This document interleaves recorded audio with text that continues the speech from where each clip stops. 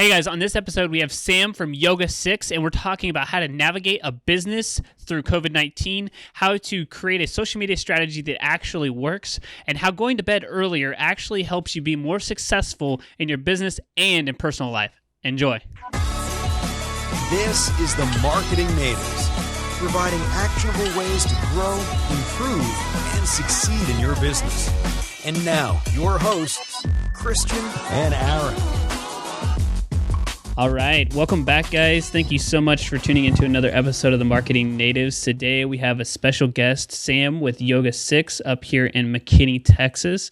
Super excited for you guys to learn more about her, their business, and more so how they're navigating this, because you're going to find out very quickly that they started a business kind of in the midst of COVID. So it's going to be interesting to hear what's going on with them. Sam, welcome to the show.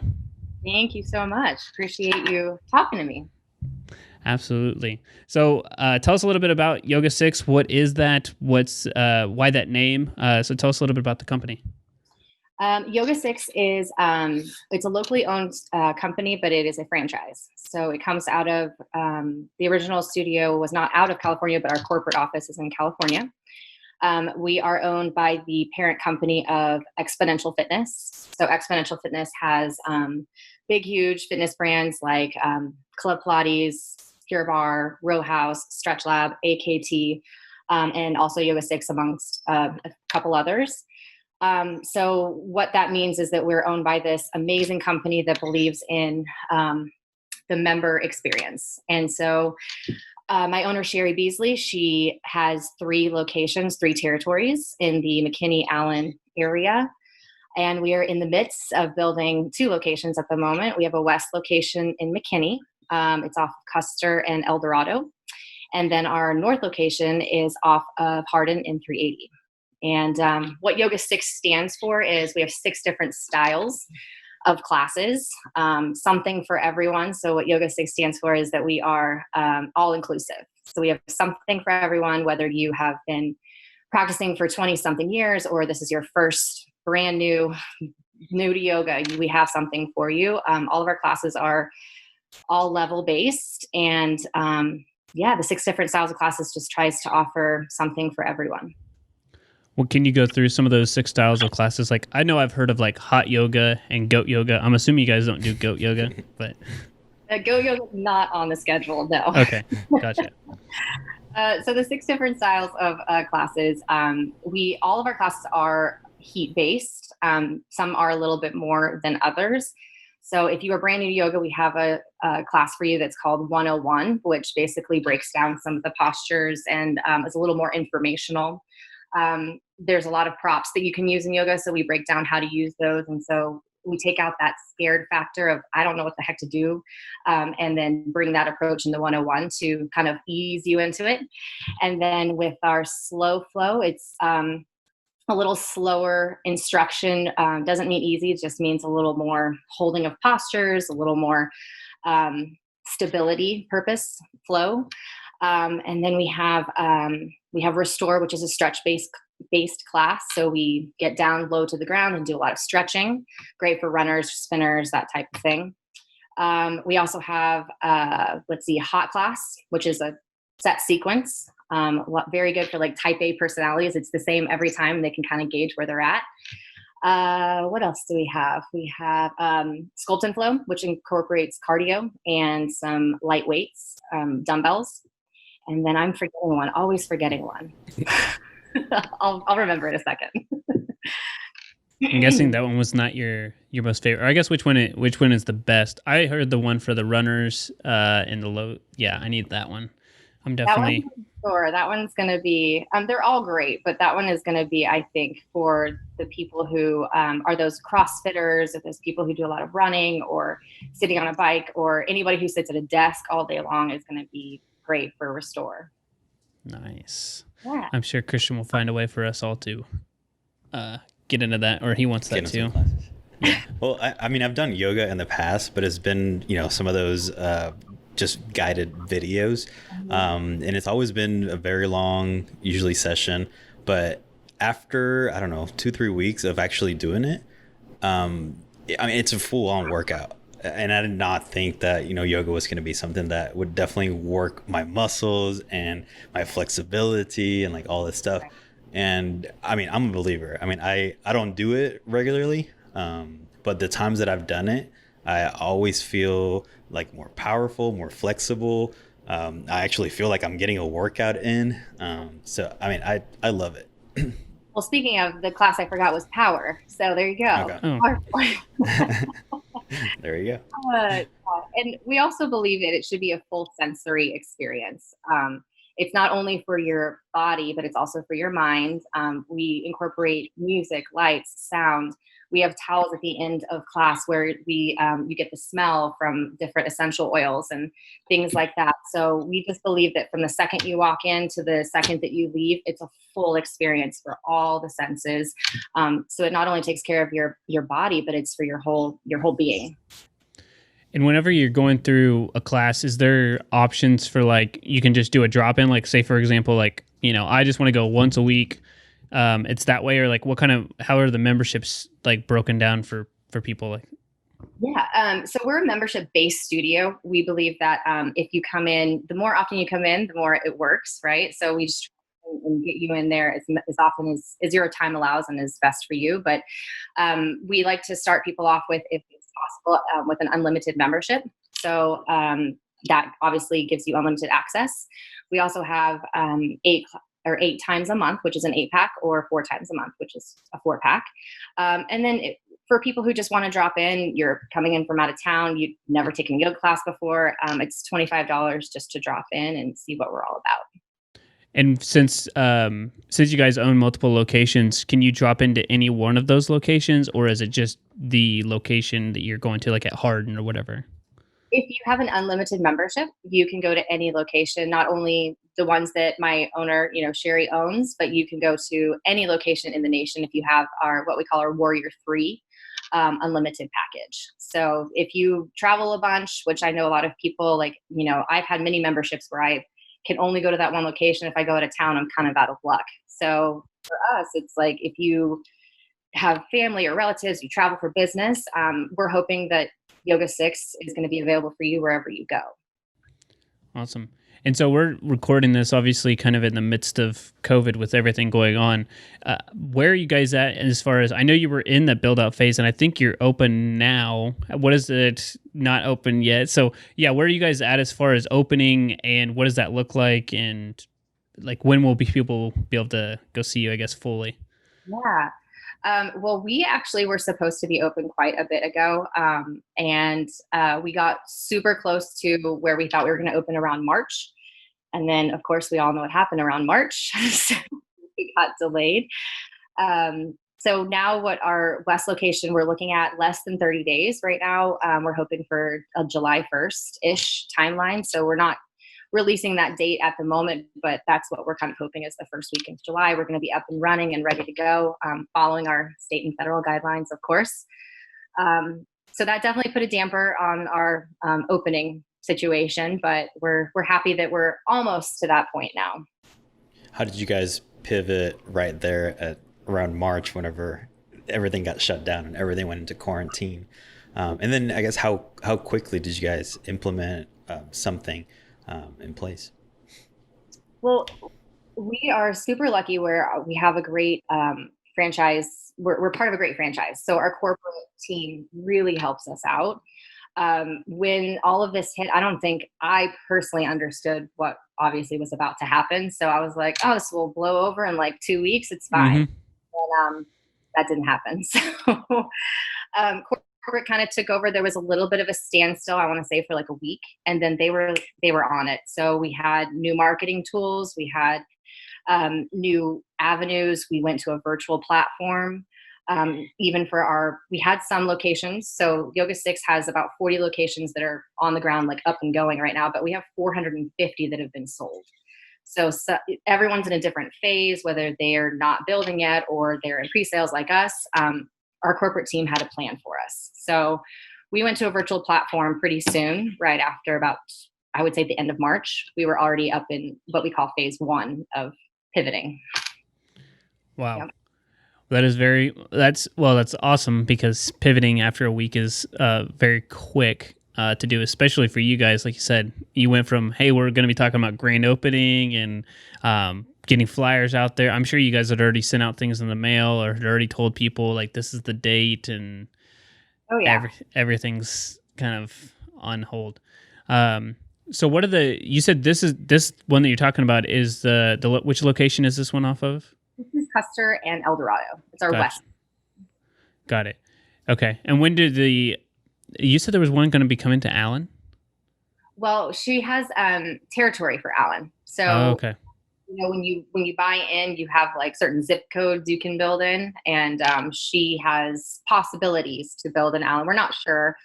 She could choose to build somewhere else, but just we want to make sure we get this McKinney area service because it doesn't have a ton of yoga in this area. So, which seems weird because I would think that this definitely fits the demo of like the type of people who would go and do yoga.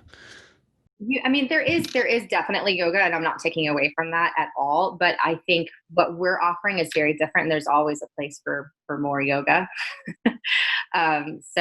But there are some that are available, but we're trying to bring a different perspective of yoga. Gotcha. And so I guess a little bit more from your background, were you doing yoga before or teaching yoga before? Like, are you, is your role more hands off and it's, this style of work and making sure that things run smoothly? Or do you actually help with yoga classes as well? Or what is your complete role with this? Yeah. So my background is I went to school for dance. I went to SMU and have a dance degree. So I've always been in the movement field. And I was just looking for a change and got my certification in yoga. So I'm 200 hours certified. And then I went into the group fitness industry. So I have done a lot of stuff from Pilates to rowing. So I've taught rowing, to teaching dance now for 20 years. And I fell in love with yoga, and it's just been kind of my passion and kind of in my back pocket of things I wanted to accomplish and be really involved in. And I happened to meet my wonderful owner, Sherry, who just offered me this wonderful position to bring yoga to McKinney. And so my role as the GM is to support everyone. I will be teaching minimally, but my role is just to make sure the studio runs smoothly. I'm over the teachers. I'm over what we call our wellness advisors, our front desk staff, and the daily operations. So I will be really invested in making sure that the day-to-day operations run smoothly, and I will be involved in classes. So I'm going to be involved as much as possible. Very cool.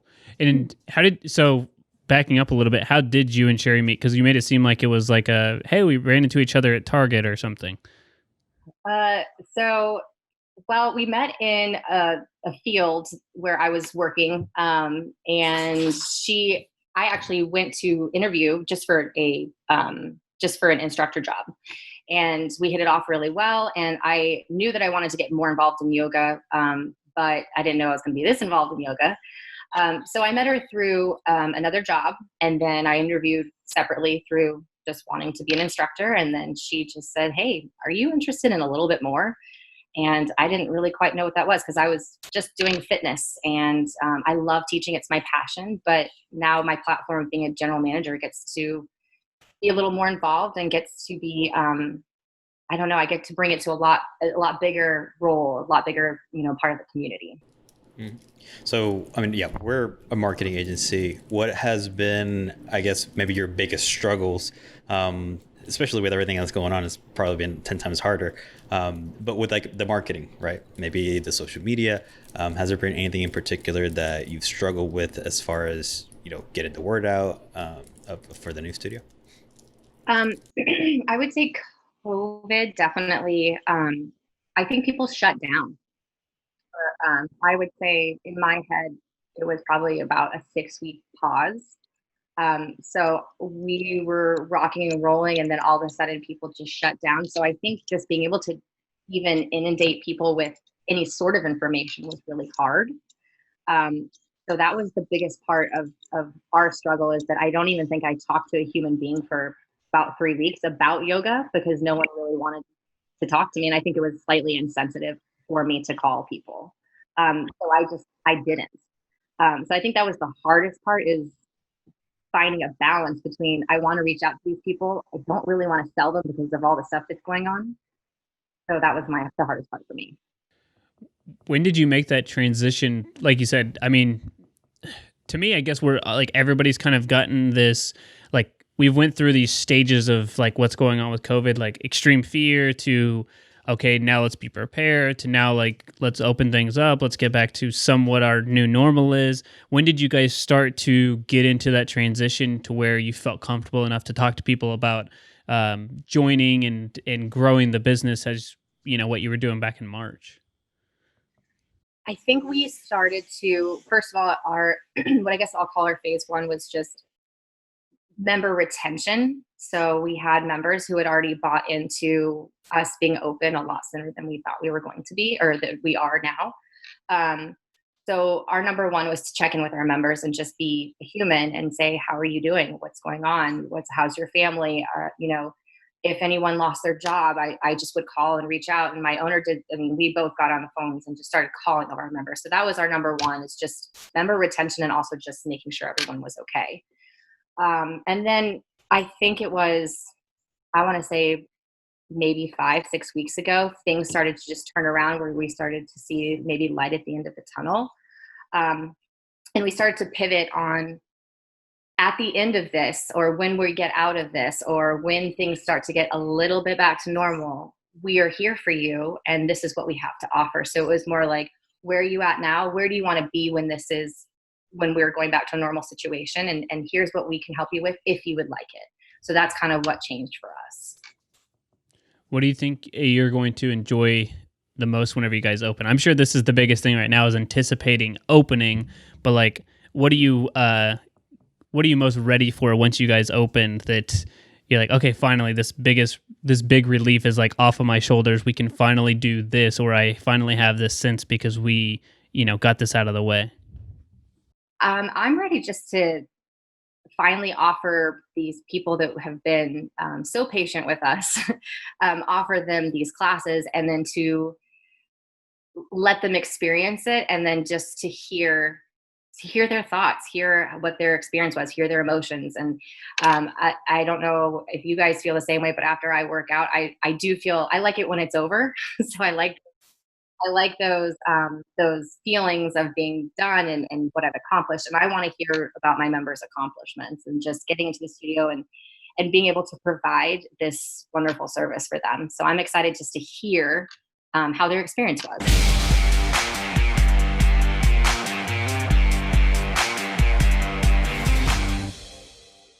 All right. Now we're kind of to the section of the episode where we want to hear from you, the other side of this, and hear a marketing question you guys have for us and how we can help you, and just kind of candidly go back and forth and try to get a solution for you. Sure. So I do have a question. I have a lot of general manager counterparts and from sister locations that tell me that I should be doing like a social media calendar, and reaching out to people, you know, and posting certain things at certain times, and still shot versus video, this and that. So what are your guys' suggestions on posting on social media? Ooh, that is a very good question. And we've, I think we had a meeting like last week, Christian, to kind of like finalize that. So we met in March, like Christian and I, to figure out what our schedule was going to be. And then COVID happened, because we had a schedule before, and then we kind of went off of it, and we just couldn't figure out what works. So I can tell you a little bit about ours, but I think more so, at least my side of the answer would be that you need to figure out what's going to work for you. And our advice from the very beginning has always been to like start small and then grow from that. So if you just pick one platform and one type of content to post, so like a photo once a week, that's better than 90% of people, and you can always add to it. But that's, I mean, I think Christian probably explained a little bit better for our side of it, but that's what my suggestion would be, just depending on where you're at right now, is to just start with something that you feel comfortable with and get one piece of the content out there, and then adjust that and continue to add on later. Because I think there's a lot of people who tell you need to do 3 posts a day across these different platforms, and then your full-time job now becomes social media poster. Exactly. Yeah. Yeah. So I would say the exact same thing. You have to look at, your time and your availability, and then go from there. Obviously, I think the one post a week, it's like bare minimum. Hmm. But it's like Aaron said, it's better than nothing. And then another thing would be, I mean, how many instructors do you have at that location? We currently have 11 instructors. 11. So, I mean, that's an opportunity for them to also be taking pictures or doing some videos, or even doing some mini interviews with, or reviews or testimonials, right, with some of those people after the class. So all those things are huge opportunities, and kind of like taking the load off, maybe some of the content that you have to generate, right? And then I think on top of that, I would also, come up with a bare minimum strategy. I would also maybe look at what is it, like the National Calendar Day, that will give you some ideas on things that you could post. And then I would definitely mix it up with some videos and some photos, and then some graphics. And again, it depends on the platform. I believe we've also said to kind of start small, but also start small in one platform, and then kind of move on into multiple. And I believe you guys have Facebook and Instagram, maybe. That's what I was gonna say. We're pretty. I mean, I'm posting at least twice a day. Okay. Right now, and I have a lot of different things that I post, but um, we specifically are both through Facebook and Instagram. We Yeah. don't really post on anything else, but I'm listening to guys like you and different podcasts and this and that. So I'm also wondering if there's another availability, another avenue, other places that you guys recommend. Yeah, so I mean, I would say stick with this as long as you have the time and the bandwidth to do it. Obviously, when things start opening back up, posting twice a day might not be something realistic for you, or it might be. I don't know. But if you're comfortable with doing all that, then I mean, I don't know. I would say maybe TikTok, as weird and quirky that sound. I would say TikTok. It's probably For one sure. of the hottest, largest platform right now, and it's growing like crazy. And I think there's huge opportunity for companies like yours, to do a lot of really fun stuff with TikTok. Right, especially you, because you're in that dance kind of world. So, I mean, that's what it is. I Hmm. actually saw something, I think it was yesterday. It was like a foodie took their Instagram account and was like, whatever, I'm done with Instagram, or I'm still going to do it, but I've moved to TikTok. And they've blown up, like, they have maybe 10,000 followers on Instagram, which is good. But I think they have 150,000 on TikTok now because you can grow faster. It's kind of like first to the platform. But it was really nice. They were telling me about all the 6 different places in Dallas that I've never heard of that I need to go grab food with. And it's just a better way to digest it. So I would, experiment. Spend about 10 to 15% of your time experimenting with things. And that's not only different, the platform, but also the types of content. Whenever you and I are talking, or all three of us are talking, or anything like that, 90% of the time we're not talking about business. We just happen to be talking about YogaSix because we're doing an interview. But most of the time we're not. Most of the time we're talking about family or friends or what we did this weekend or where we're going to eat or things like that.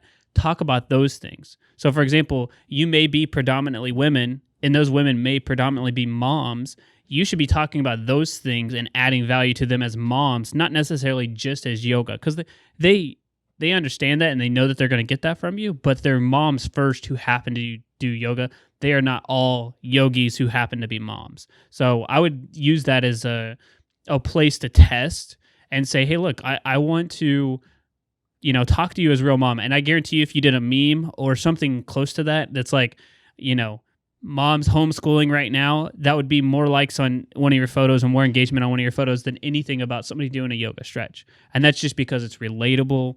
So that's what I would say. Test platform and test the types of content, because the last thing you want to do is, I guess, only post yoga related things, because that's what everybody else who's doing yoga and has a yoga studio is doing. And you guys are different based off of what we've heard from you. Sure. Those are great. I mean, we want to be as relatable as possible. So I guess I have to learn how to do TikTok. Yes, check it out. If anything, you'll just have fun and enjoy it there. Right. All right, so let's hear your tip back to us. What's something that we can learn from your guys' studio or business that you guys have? What's something? I mean, it's kind of along the same lines of what you just said, just being relatable. But we just are trying to be all inclusive, and we're trying to really stick with. I think at first I thought I had to ignore the fact that COVID was happening, or I had to ignore about all of the things that are going on in the world right now. And so I think if we are human and we allow those things to actually, relate to us, and also how, relate to other people. I think one thing that I've learned, and then maybe other people can learn, is that we don't have to ignore those things. We can, and people will appreciate it more if you're just a human being talking to them, kind of like we just said, that we don't have to ignore it and just be this brand that's perfect. We are also affected by the world. So I think that's the one thing that I would say. Awesome. Yeah, that's good. It's funny that it can be similar advice from both things, but both differently in how we look at it. Because I guess it's just like in our world, it makes sense to talk about social that way, but in general, that's a good way to kind of reframe.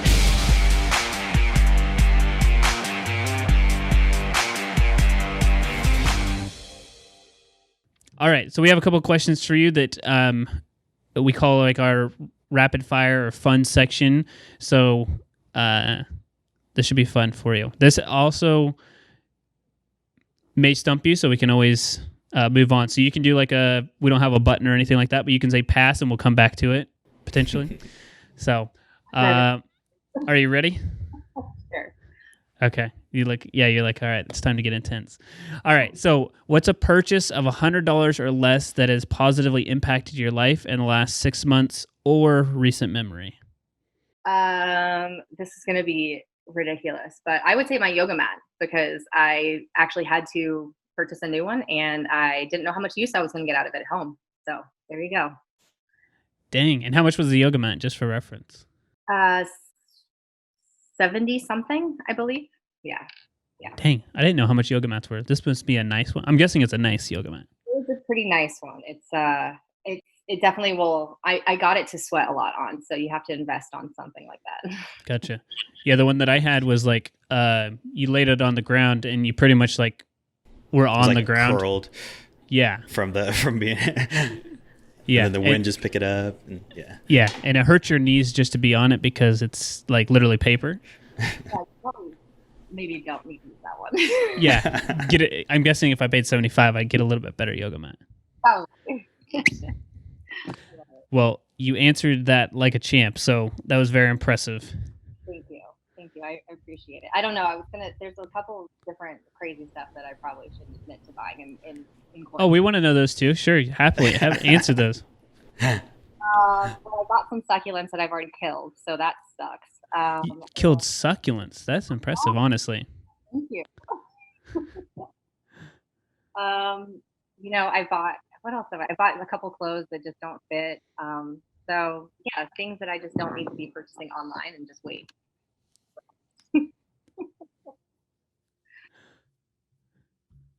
But the succulents is a good one. All right. Next up, in the last 5 years, what new belief, behavior, or habit has most improved your life? Habits.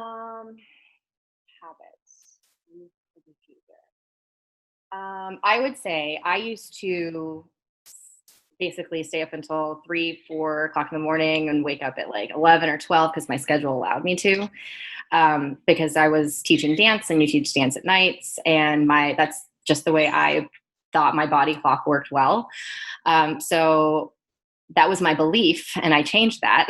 My behavior changed as well. I started going to bed a little bit earlier. I stopped watching as much TV at night, and then going to bed and actually getting some rest.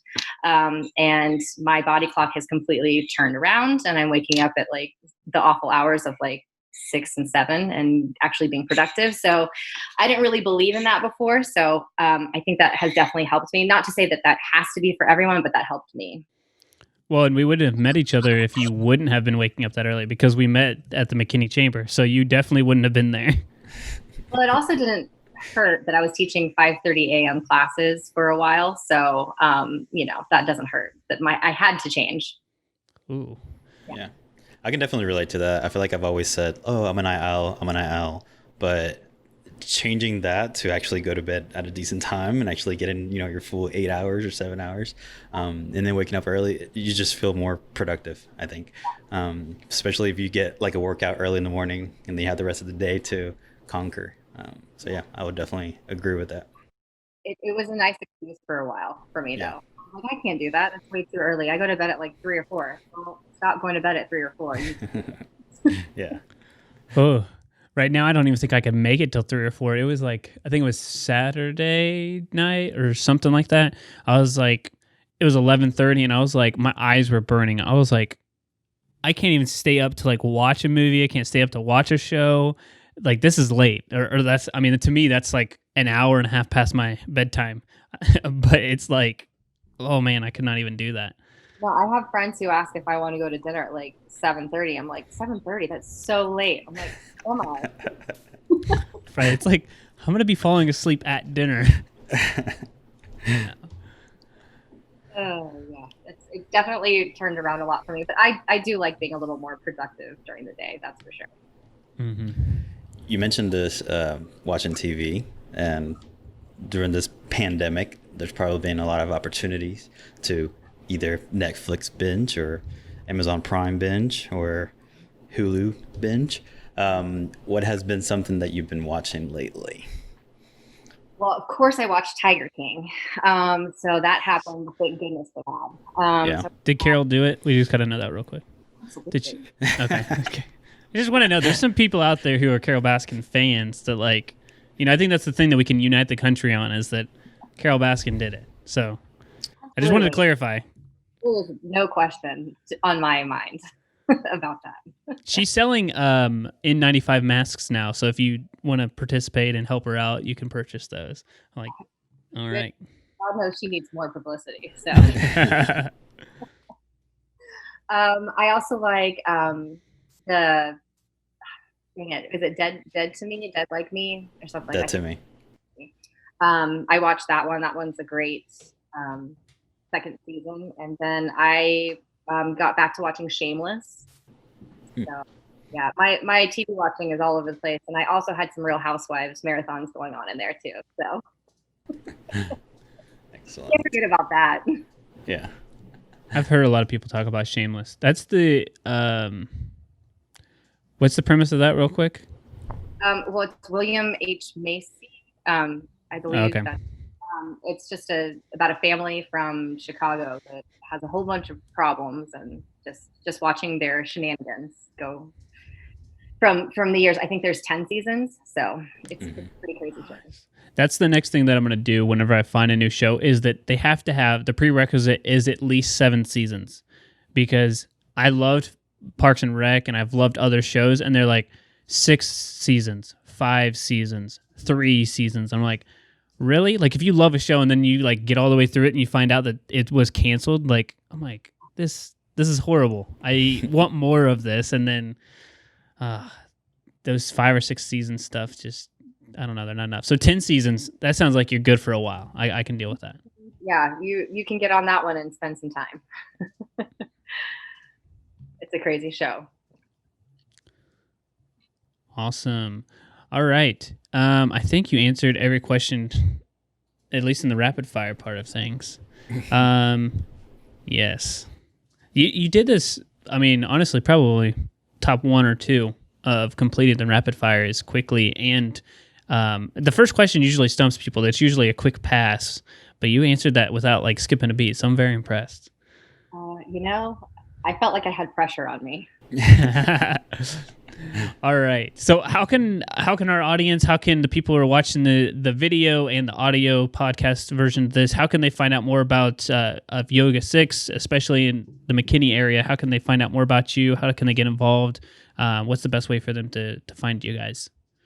Well, we're on all the socials. So we're on Facebook, we're on Instagram. If you look up West McKinney YogaSix, North McKinney YogaSix. And then if you go to just yogasix.com, and it will bring you to your closest YogaSix location. You can see all the locations that are opening up around the United States, around this area. And then Also, what else? Oh, if you wanted to send an email, wesmckinney@yogasix.com or call 214-214-9642. Awesome.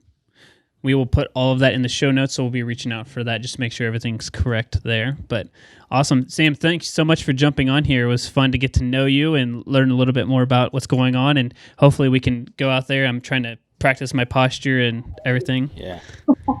You're doing much better than me. Yeah, you got to lean in there. Awesome. Thank you so much. We'll see you hopefully very soon. All right. Sounds good. Thank you, guys. Have a wonderful day. Thank you. Bye. Bye. The Marketing Natives Podcast is a production of BitBranding.